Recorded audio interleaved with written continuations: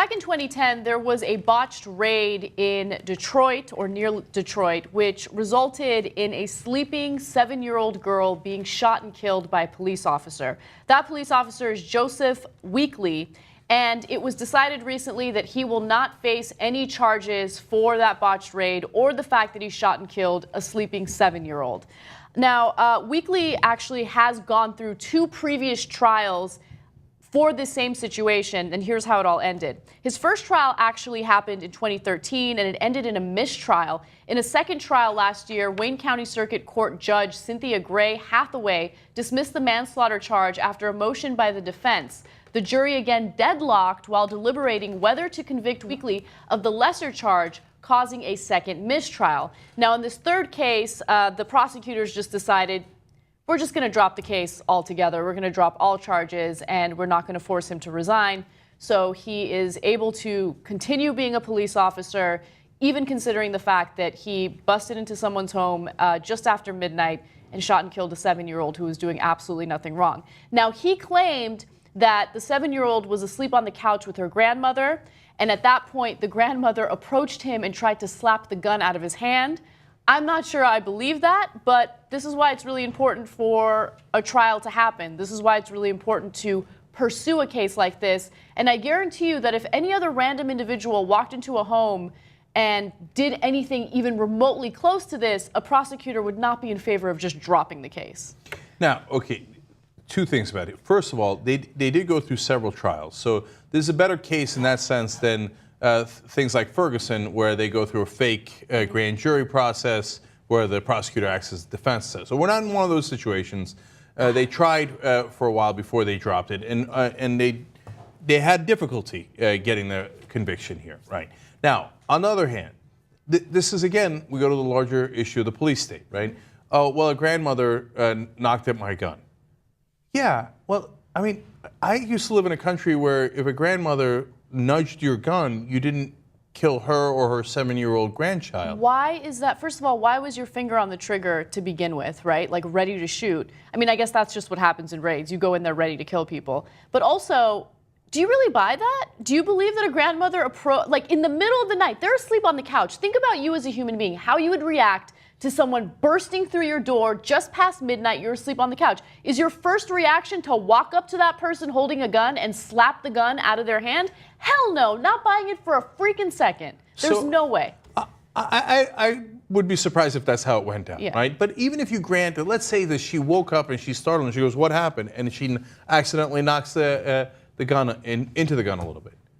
You still don't shoot the grandmother or her grandchild. Now, what they're going to say is it's dark and we already threw a concussion grenade in there and it was smoky.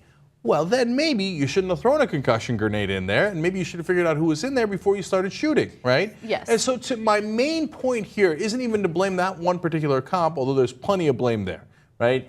It's the training, man. The training is always go in, guns with literally finger on the trigger, right? And if there's any kind of threat at all, you can't see, that's good enough threat, right? A grandmother nudges your gun, good enough threat. And I swear to you, there'll be a ton of people, not just cops, but a lot of supporters who say, well, no, you can't be touching a cop's weapon in any way. So we understand why he shot at them. Yeah. Right? There's no question. Right. There'll be a lot of people who say that. No, but I used to live in a country where cops didn't say like, oh, a grandmother touched my gun, so of course I got to kill her 7-year-old grandchild. I mean, I don't know. Am I wrong? And maybe it depends. Maybe it depends on what part of the country you live in. Right. Again, I mean, I said this in a previous story, but cops are supposed to de-escalate, but they are running a campaign of escalation. And in this case, it escalated to the point where an innocent 7-year-old girl was shot and killed. Now, my bigger issue with this story isn't even the specific action of the cop. It's the way that we do things in this country when we have homicide suspects or drug trafficking suspects. In this case, they were looking for a homicide suspect, right? I understand that's a very important thing to investigate. It's very important to find that person, arrest them, and convict them. But I just don't understand why you have to do it in this fashion.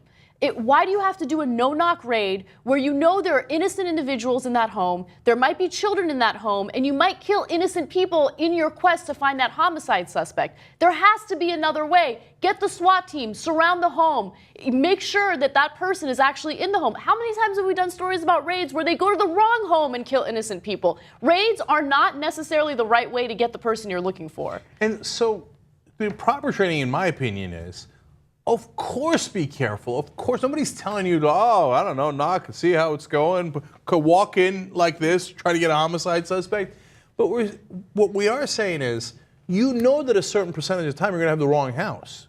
So don't have your finger on the trigger, right? Yeah. And you know that there could be innocent grandkids, grandmothers, et cetera, in that house. So what we're trying to say is, please don't have the attitude of immediately shoot first at the sign of any trouble and then ask questions later.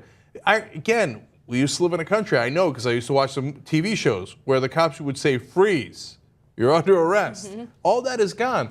Look at the irony of, we no longer oftentimes chase cars down the highways anymore. I mean, there'll be the slow speed chases, et cetera, but if they go on the wrong side of the street, they're doing all these crazy things, the cops are not supposed to chase them, right? Why? Because it might endanger other civilians, but really, it might endanger them, of course. Right? So we won't pursue fast cars, but we will pursue guys into their house, right, and have our finger on the trigger. Yeah. There's a break in logic there, but the way that you actually make sense of it all is, the answer isn't whether you're going to apprehend the person, not apprehend the person, whether you're going to put civilians in danger or not. Yeah. The question is, how much danger are the cops willing to go through? And the answer is almost none. So they're not going to do a high-speed chase because it might endanger them. They're not going to say freeze, and they're not going to ask questions inside that house. They're going to shoot first, and if they accidentally kill you, hey, at least they're safe. Yeah. 7-year-old girl.